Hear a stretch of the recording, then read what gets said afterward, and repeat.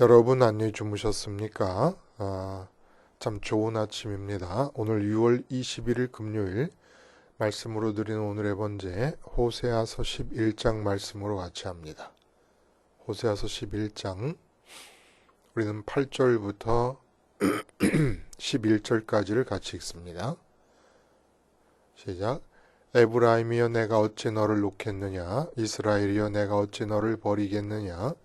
내가 어찌 너를 아드마같이 놓겠느냐? 어찌 너를 스보임같이 두겠느냐? 내 마음이 내 속에서 돌이키어 나의 긍휼이 온전히 불붙듯 하도다. 내가 나의 맹렬한 진노를 나타내지 아니하며 내가 다시는 에브라임을 멸하지 아니하리니 이는 내가 하나님이요 사람이 아님이라. 네 가운데 있는 거룩한 이니 진노함으로 네게 임하지 아니하리라. 그들은 사자처럼 소리를 내시는 여호와를 따를 것이라.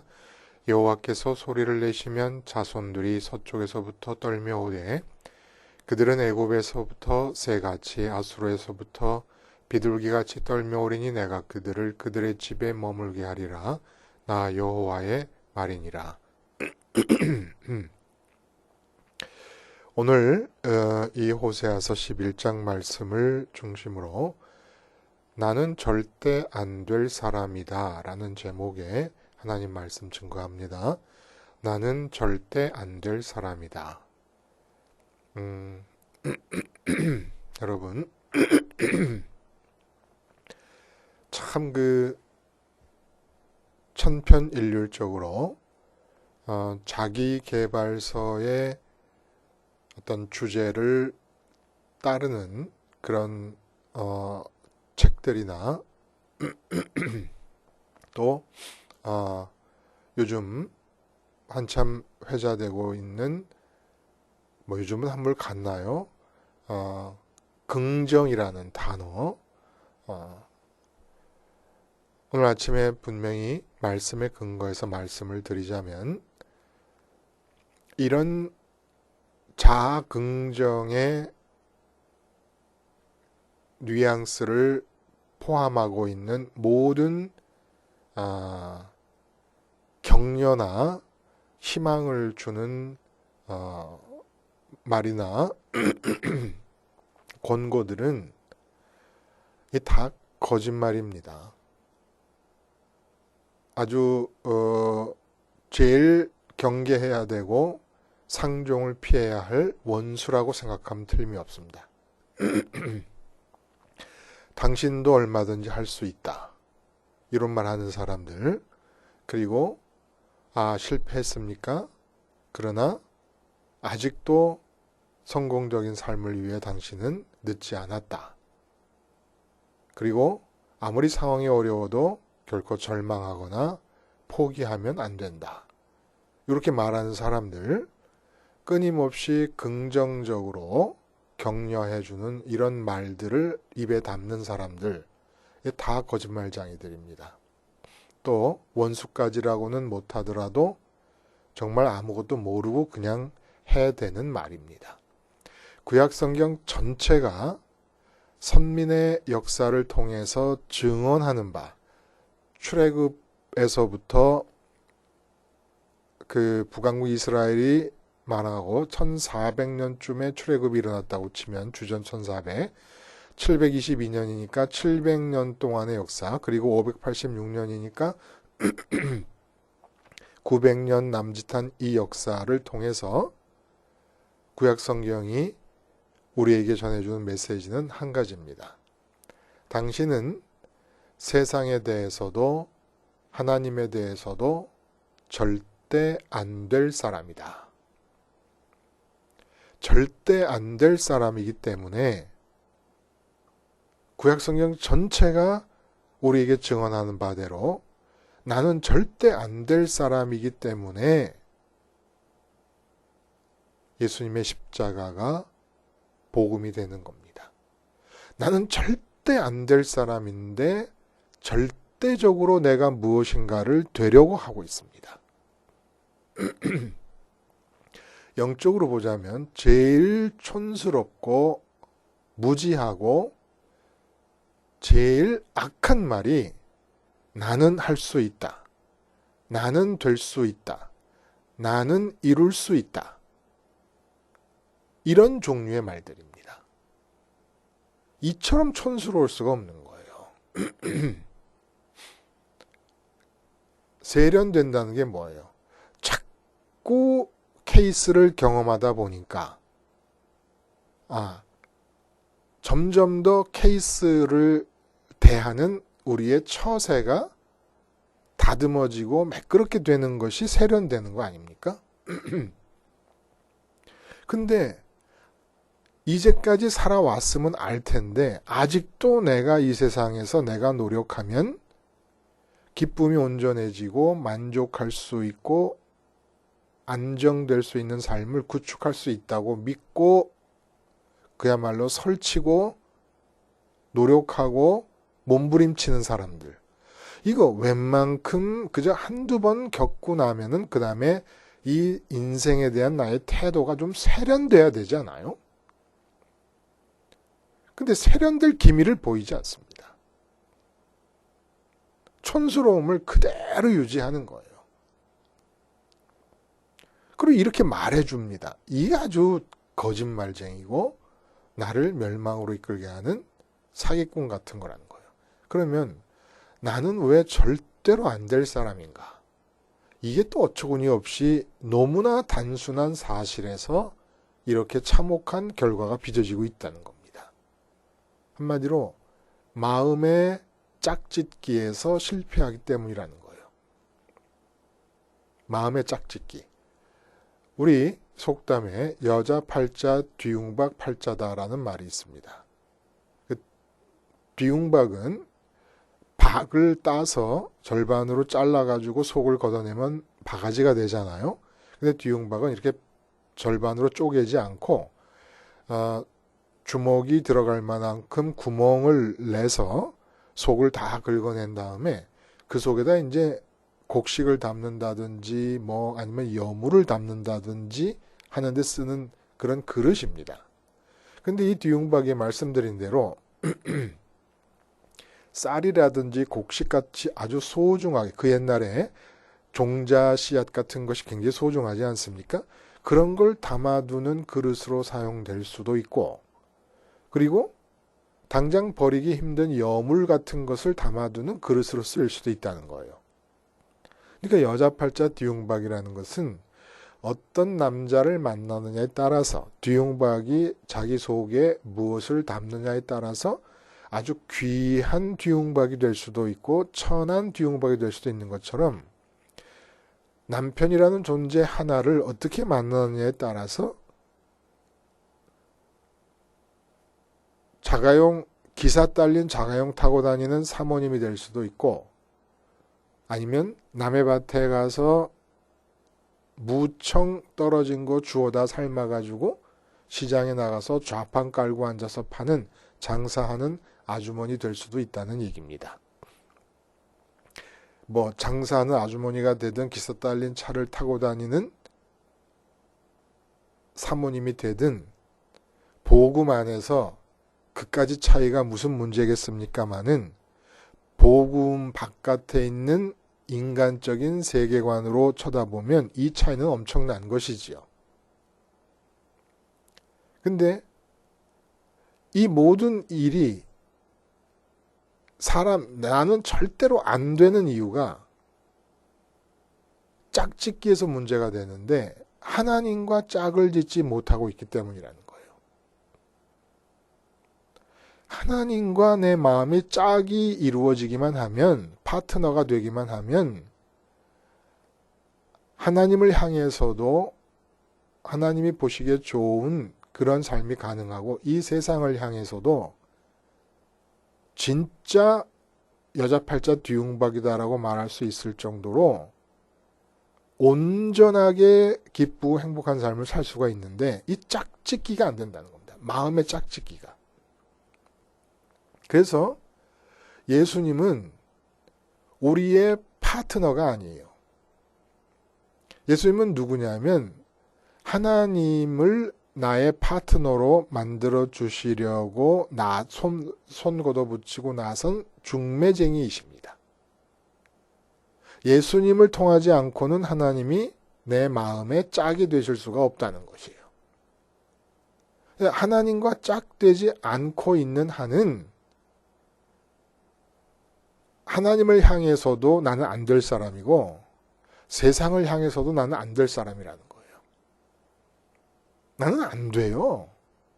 절대 안 돼요. 아무것도 안 되고 아무것도 못하고 하여간 뭐 할 수 있는 거, 될 수 있는 거, 이룰 수 있는 것이 아무것도 없는 사람입니다.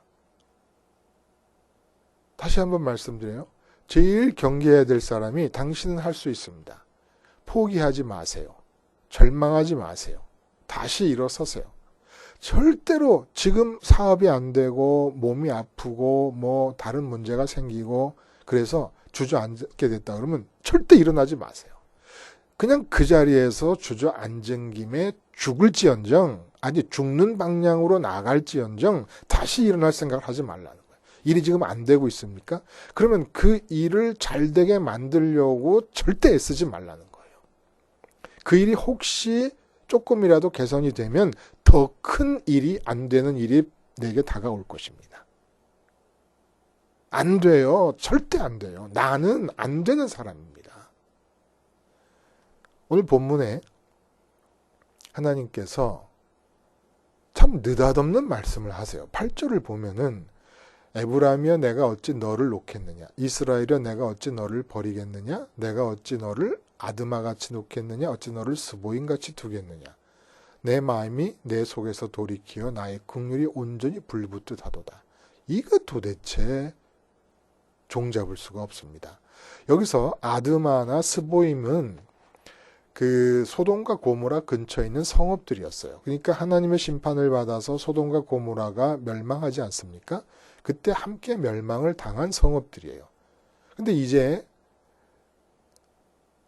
우리가 깜짝 놀라는 이유는 이제까지 소돔과 고모라처럼 아드마와 스보임처럼 멸망당할 것을 확정적으로 예언하시다가 갑자기 말씀하시기를 내 마음이 내 속에서 돌이켜 나의 긍휼이 온전히 불붙듯 하도다. 내가 어찌 너를 소돔과 고모라처럼 아드마와 스보임처럼 버릴 수 있겠느냐. 왜 이렇게 하나님이 변덕을 부리시는 것일까요? 알 수가 없잖아요. 그리고 실제로 이렇게 말씀하셨음에도 불구하고 불과 얼마 안 돼서 30년이 채 못 돼서 주전 722년에 실제로 이 북이스라엘은 아수르에 의해서 전멸당하고 맙니다. 근데 왜 하나님은 지금 본문에서 이렇게 얘기하고 계시는 것일까요? 이 얘기는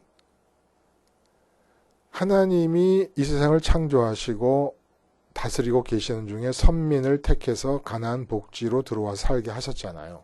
그러면 그 가나안 복지는 하나님의 공의로움이 지금 임하고 있는 그런 상태입니다. 그러면 그 공의로움을 인간은 짐승이 아니기 때문에 본문에도 그런 얘기가 나옵니다만은 사람의 줄로 사랑의 줄로 선민을 이끌었다라는 말씀이 나오는데 그럼 그 자발적으로 하나님으로부터 오는 공의로움을 받아들여야 될 거 아니겠습니까? 근데 그 공의로움을 받아들이지 않았다는 거예요. 그러니까 하나님이 이 세상을 향해 갖고 계시는 공의의 기준으로 볼 때 이제까지 하신 말씀들 멸망할 것이다. 너희는 뭐 진멸당할 것이다. 뿔뿔이 흩어질 것이다. 너희가 이룬 모든 성취와 모아들인 곡식은 다른 사람이 먹게 될 것이다. 이런 모든 얘기들은 하나님이 마음에서 미워서 하시는 얘기가 아니라 하나님이 갖고 계신 공의의 기준으로 볼 때, 그 공의의 거울 앞에 볼 때 그런 취급을 받을 인간일 수밖에 없다는 걸 얘기하신 것이라는 거예요. 그러니까 선악과를 따먹으면 정령 죽으리라 하신 말씀을 우리는 선악과를 따먹었기 때문에 하나님이 아담과 하와에 대해서 화를 내시면서 에덴 동산 바깥으로 내쫓으셨다. 이렇게 생각할 것이 아니라 선악과를 딱 먹게 되면 정령 죽으리라. 에덴으로부터 쫓겨나는 상황이 벌어질 것이다라는 얘기를 해주신 겁니다. 하나님이 아담과 하와가 미워서 쫓아내는 것이 아니라 공의의 기준에서 볼 때 그런 사람으로 스스로 돼버렸다는 거예요. 어떤 사람? 멸망이 당연한 사람. 참혹한 심판이 마땅한 사람. 무엇을 해도 아침 안개처럼 아무것도 손에 쥘 수 없는 그런 허무한 인생을 사는 사람으로 하나님의 공의에 비춰볼 때 자기 자신을 그렇게 만들어 버렸다는 얘기입니다. 하나님이 마음에서 선민인 북이스라엘의 백성들을 미워하시는 게 아니라는 얘기예요. 지금 본문의 의미가 거기 있다는 겁니다. 그럼 왜 이 사람들은 이렇게 돼버리고 말았을까요? 근데 보면은 1절부터 이스라엘이 어렸을 때 내가 사랑하면 내 아들을 애굽에서 불러냈다. 그러니까 하나님이 애굽에서 불러냈어요. 그리고 선지자들을 보내면서 바알 숭배를 하면서 돈을 좋아하고 부흥을 좋아하는 것을 끊임없이 경계를 했습니다. 그리고 또 걸음마를 가르쳤다. 3절에 보면 걸음마를 가르치고 내 팔로 안았다. 근데 그들이 하나님이 자기를 고치는 자들인 줄을 몰랐다. 내가 사람의 줄 곧 사랑의 줄로 그들을 이끌었고 그들에 대하여 목에서 멍에를 벗기는 것이 되었지만 그리고 그들 앞에 먹을 것을 두었지만 그들이 몰랐다. 그거 왜 그런 거예요? 하나님께서 걸음마를 가르치셨다는 겁니다. 걸음마를 가르치셨다는 건 무슨 얘기냐면 사람이 복지에 들어와서 살려고 할 때 삶을 살다 보면 여러 가지 케이스를 만나게 될 것 아니겠습니까? 그러면 그런 경우에 어떻게 행동을 취할 것인가를 조목조목 케이스별로 십계명과 각종 율법과 규례를 허락하시면서 다 주셨다는 거예요.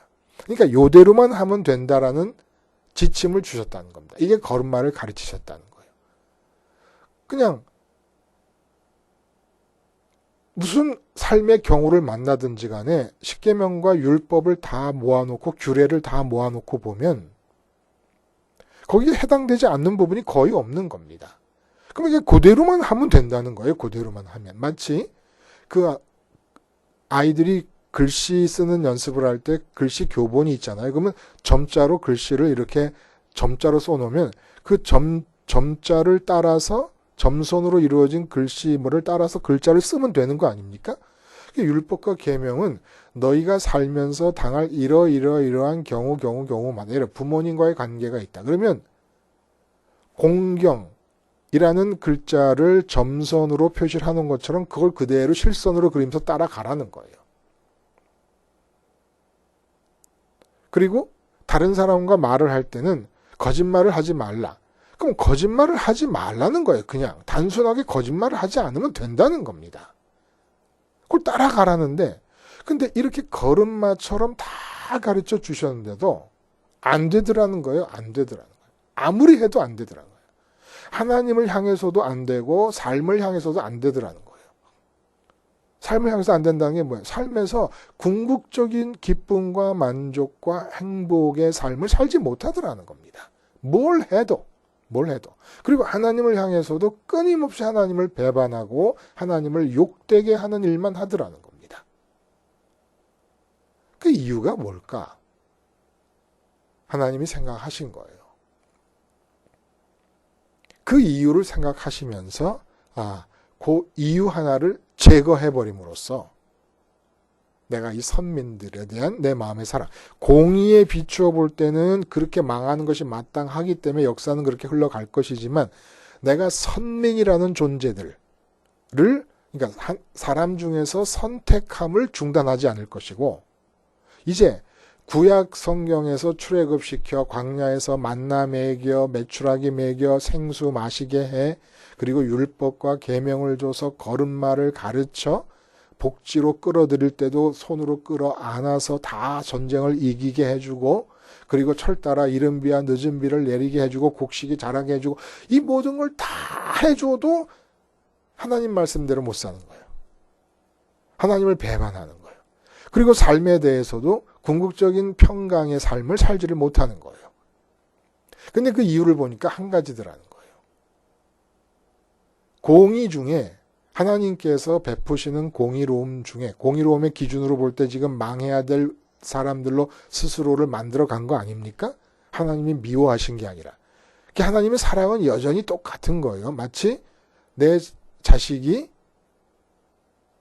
극악한 범죄를 저질러서 감옥에 들어가면 세상의 법에 의해서 감옥에 들어가지만 어머니의 마음은 그 자식에 대한 사랑이 변함이 없는 것과 마찬가지로 공의에 비추어서 망할 짓을 했기 때문에 망하는 길을 가게 되겠지만 하나님의 사랑은 변함이 없는데 이 사랑에서 창의성이 나온 것입니다.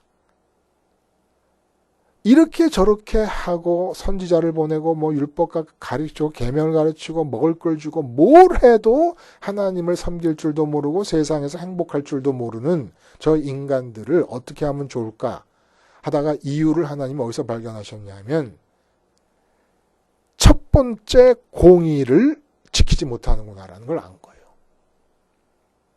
그 첫 번째 공의가 뭡니까? 첫 번째 공의를 지키면 그 다음부터 나머지 모든 공의는 다 저절로 지켜질 수가 있는 거예요. 그러니까 그 많은 공의로움이 지켜지지 않는 거, 율법과 계명이 지켜지지 않는 이유는 첫 번째 공의가 지켜지지 않고 있기 때문이에요. 첫 번째 공의는 뭐냐? 하나님은 창조주시고 나는 피조물입니다. 그러니까 지금도 창조주 되시는 하나님의 손길은 내 머리카락부터 발끝까지 주장하고 계시는 거예요. 그러다가 어느 시점이 되면 하나님이 정하신, 창조주 하나님이 정하신 대로 나는 이 세상을 떠날 것입니다. 목숨이 끊어질 것이고. 지금도 하나님의 창조주의 손길이 와 닿고 있는 중입니다. 그러면 내 마음이 행해야 될 첫 번째 공의가 뭐예요? 첫 번째로 창조주 하나님을 내 마음의 짝으로 붙잡는 겁니다. 하나님을 내 마음의 파트너로 모시는 거예요. 이게 바로 첫 번째 공인 거예요. 그러니까 남자와 여자가 결혼을 한다 그러면 남녀가 육체적으로는 파트너가 되겠지만은 마음으로는 내가 여자를 만나기 전에 남자를 만나기 전에 창조주 하나님의 손길은 이미 계속 내 머리털을 이렇게 만드시고 내 눈과 코와 입을 이렇게 만드시고 내 지금 오장육부가 활동하게 하시고 살게 하시면서 하나님 창조주의 손이 와 닿았다는 거예요. 그러면 그렇게 육체적으로 와 닿는 하나님 창조주 그분을 내 마음에서 짝으로 모셔드리는 것이 첫 번째 공이라는 거예요. 이게 첫 번째 정이라는 거예요. 근데 이렇게까지 내게 가까이 와 계신 창조주 하나님을 제쳐놓고 마음이 아내나 남편을 짝으로 삼는다. 아니면 바알 숭배가 뜻하는 바대로 돈이라는 것을 첫 번째 대상으로 마음의 짝으로 삼는다. 그러면 돈과 짝이 되면 이제 어떡합니까? 계속해서 돈이 나에게 가르치는 대로 돈 버는 길을 살아가게 되지 않습니까? 사람은 첫 번째로 마음이 짝이 되는 그 대상과 함께 모든 일을 같이 하게 되어 있어요. 돈이 짝이면 결혼을 해도 마음의 돈이 짝이면은 결혼을 해도 남자는 직업을 갖고 있는 여성이 아니면 안 되는 거예요. 사랑하다 보니 직업을 갖고 있는 여자일 수도 있고 직업이 없는 여자일 수도 있으니까 그냥 결혼하는 거 아닙니까? 근데 돈이 짝인 사람은 직업이 없어서 수입이 발생하지 않는 여자는 아예 내 아내가 될 수 없다고 제쳐놓는 겁니다. 행동이 달라지는 거잖아요. 이렇게 해서 사람은 첫 번째로 마음이 만나는 것과 짝을 이루어서 그 둘이서 한 조가 되어서 모든 일을 같이 하는 거예요. 그 다음부터는. 그러니까 요즘 결혼을 이제 젊은이들이 별로 기꺼워하지 않으면서 젊은이들 보면 남자고 여자고 결혼 정년기가 훨씬 넘은 상태에서 집도 장만하고 살림도 다 채워놓고 직업도 있고 매월 수입도 꼬박꼬박 들어오고 그러면 사람들이 그렇게 얘기해요. 이제 남편만 있으면 신랑만 있으면 되겠구만. 이제 신부만 들여놓으면 되겠구만. 그러니까 혼자서 부부가 살 때 필요한 모든 걸 다 준비해 놓는 그런 경우가 있어요. 근데 그런 거 없이 완전히 맨몸으로 두 남녀가 만나가지고 둘이서 같이 한 짝을 이루어서 집도 장만하고 살림도 채워놓고 그리고 매월 수입을 위해서 일도 하고 자식도 낳고 자식을 낳고 사는 모든 집안의 일을 함께 하는 그런 삶의 형태가 있지 않습니까? 근데 사람은 마음을 볼 때 마음은 앞에 얘기한 대로 신랑만 들여놓으면 되겠네, 신부만 들여놓으면 되겠네 라고 할 수 있는 것처럼 혼자서 집을 마련하고 혼자서 살림을 채워놓고 혼자서 뭐 직업활동을 하고 이렇게 살 수 있는 게 아니에요. 마음은 반드시 짝을 찾습니다. 그래서 첫 번째로 짝을 찾아서 그 짝과 함께 모든 일을 다 해가며 살게 되는데 이게 하나님이 짝이 아니니까 하나님의 말씀, 계명, 율법을 하나도 지킬 수가 없는 거예요. 그리고 하나님이 짝이면 이 세상의 삶도 하나님께서 그냥 다 저절로 복지의 삶을 이끌어 가실 것인데 하나님과 짝이 되지 않는 거예요. 심지어는 선민들이 하나님의 이름을 부르는 중에도 마음은 바알을 숭배한다는 것이 뜻하는 바대로 돈과 짝이 되어 있고 부흥과 짝이 되어 있고 아니면 가족과 짝이 되어 있고 아내와 짝이 되어 있고 이 세상에 있는 다른 것들과 먼저 짝이 되어 있다는 겁니다. 그래서 하나님께서 자신감을 가지신 거예요. 아, 내가 이제 공의 앞에서 저렇게 참혹하게 멸망을 당해 마땅할 인간들로 자처하고 살고 있는 선민이라는 존재들을 앞으로는 어떻게 해야 되겠다 해서 나타난 사건이 십자가 사건이라는 겁니다. 십자가 사건이 뭐예요? 이 세상에서 만나는 것들과 짝되는 것을 막는 사건이 십자가 사건이라는 거예요. 눈으로 봅니다. 귀로 들립니다. 손으로 만져집니다. 그러면 우리 마음도 같이 따라가는 거예요. 같이 따라가서 보이고 들리고 만져지는 것들과 마음의 짝을 잃어버리고 말아요. 이게 벌써 불이고 공의를 쳐버리는 것이에요. 아무리 눈에 보이는 게 급해 보이고 귀에 들리는 게 급해 보이고 손에 만져지는 게 아주 강렬한 체감을 주는 대상이라도 지금 내 몸을 주장하시는 하나님 창조주보다 먼저일 수는 없다는 겁니다. 이게 아주 정의가 깨지는 순간이라는 거예요. 내 마음이 하나님을 제일 먼저 짝으로 인정하고 하나님과 한 짝을 이루는 것이 바로 정의라는 거고 공의라는 겁니다. 이 첫 번째 공의가 이루어지면 그 다음에 모든 복을 불러들이는 공의예요. 이 첫 번째 공의가. 이 첫 번째 공의가 이루어지지 않으면 그 다음 인생의 모든 재앙과 화를 불러들이는 불이라는 겁니다. 이것이. 그래서 십자가에서 손에 못 박히고 발에 못 박혔다는 자아의식을 갖는 거예요. 이 십자가 자아의식을 통해서 우리가 이룰 수 있는 일은 뭡니까? 이 세상의 그 어떤 것과도 짝을 이루지 못하는 거예요. 마음이가 달라붙지를 못하는 겁니다. 내가 십자가에서 못 박히고 창에 찔리고 가시면류관 머리에 쓰고 살갗이 찢어져서 매달려 있는 게 나라는 고백만 하라는 겁니다. 실제로 그런 고통이 육체적으로 주어지지 않는다는 거예요. 그 고통은 예수님께서 다 당하셨으니까 너는 단지 예수님의 모습을 보고 저렇게 죽은 것이 나라는 십자가 자의식만 가지라는 거예요. 그래서 이 땅에 있는 그 어떤 무엇과도 짝을 이루지만 않는 공의 하나만 실천하라는 겁니다. 이 공의가 믿음이라는 거예요. 믿음이 뭡니까? 첫 번째 공의를 실천하는 겁니다.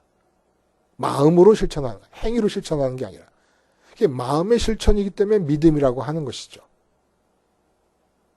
이거 한 가지만 하면 하나님과 짝만 이루면 모든 것이 다 되는데 하나님과 짝을 도저히 이룰 수가 없으니까 주님께서 죽으셔서 이 세상과 짝하려고 하는 이 원죄적인 체질을 못 박아 버리는 겁니다. 그래서 어떤 것과도 마음의 짝을 이루지 말라는 거예요. 너는 결혼 정년기가 지난 총각이나 처녀처럼 네가 혼자 벌어서 집을 장만하고 살림을 채워놓고 하는 이런 삶을 살 수가 없다는 것입니다. 반드시 짝을 이룰 수밖에 없는데 하나님과 짝하지 않는 것이 정의가 깨지는 것이고 공의가 망가지는 것이고 그럼으로써 그 다음부터 모든 삶의 균형이 다 깨져 나가는 것과 마찬가지로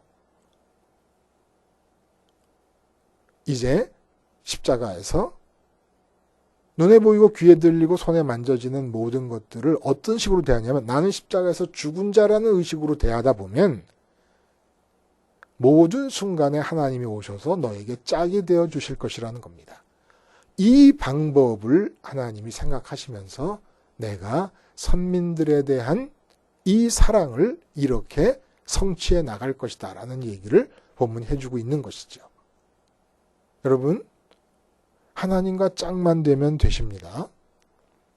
그리고 하나님과 짝되는 길은 세상과 짝되지 않는 것입니다. 세상과 짝이 되지 않으려면 십자가 자아의식을 갖는 수밖에 없어요. 이제는 무슨 문제가 생기더라도 나는 십자가에서 죽은 자라는 자아의식을 갖는 거예요. 이제까지는 자식에게 문제가 있으면 나는 엄마다라는 자아의식, 아빠다라는 자아의식으로 그 문제에 접근하면서 그 자식이 내 짝이 되지 않았습니까? 또 아내에게 문제가 있으면 남편이라는 의식으로 접근해서 아내가 내 마음의 짝이 됩니다. 또 직장인이라는 의식을 가지고 직장에서 일을 합니다. 그런데 이젠 그러지 말라는 거예요. 모든 일에 모든 삶의 영역에서 나는 십자가에서 죽은 자라는 의식을 갖고 있으면 하나님이 내려오셔서 짝이 되어주시고 하나님께서 내 삶을 살아주신다는 겁니다. 그리고 나는 하나님과 짝됨 그 자체로 더 이상 바랄 것이 없는 마음의 상태가 될 수 있다는 겁니다. 나는 누굽니까? 절대 안 되는 사람입니다. 절대 안 될 사람이에요. 절대 안 될 사람이 이 사실을 모르고 자꾸 나대니까 주님이 십자가에서 죽으시면서 내 앞에 보여주신 거예요. 너는 절대 안 되는데 그걸 모르니까 그걸 알 수 있게 하기 위해서 내가 십자가에서 이렇게 죽는다. 십자가에서 죽은 이 내 모습이 바로 너라는 사실을 절대 잊지 말아라. 나는 절대 안 될 사람임을 주님이 십자가에서 죽으시면서 보여주었기 때문에 우리가 할 수 있는 것은 내가 절대 안 될 사람이라는 이 사실을 십자가를 보며 인정하면 되는 것입니다. 내가 절대 안 된 사람이라는 걸 십자가를 보며 인정하기만 하면 하나님이 짝대 주시고 모든 것이 되게 해주신다는 거예요. 기도하시겠습니다.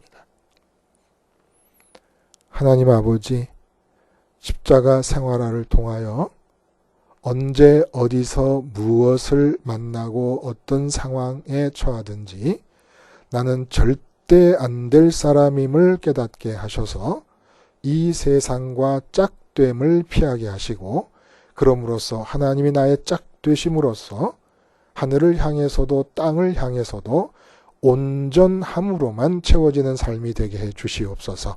예수님의 이름으로 기도드리옵나이다. 아멘.